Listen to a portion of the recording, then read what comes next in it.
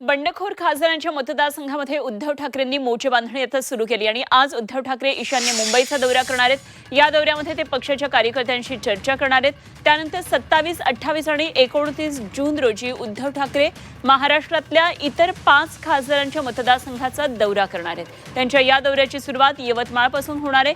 शिर्डीमध्ये दौऱ्याची सांगता होणार आहे आणि 27 जून रोजी उद्धव ठाकरे यवतमाळ आणि हिंगोलीमध्ये दौरा करणार आहेत। 28 जून रोजी परभणी आणि धाराशिवमध्ये तर 29 जून रोजी शिर्डीमध्ये उद्धव ठाकरे दौरा करणार आहेत।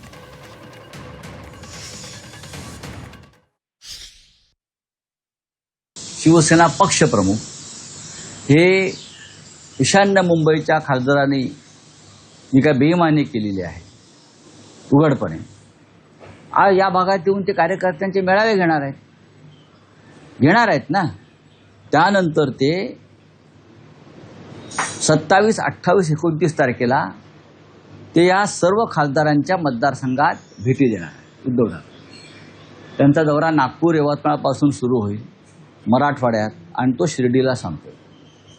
5ही मतदारसंघात मुंबई बाहेरच्या माननीय उद्धवजी जाणार आहेत आणि कार्यकर्त्यांना भेटणार आहेत। ही एक प्रक्रिया त्याच वेळेला सुरू आहे। त्याच्यामध्ये धाराशिव सुद्धा आहे, हे लक्षात घ्या।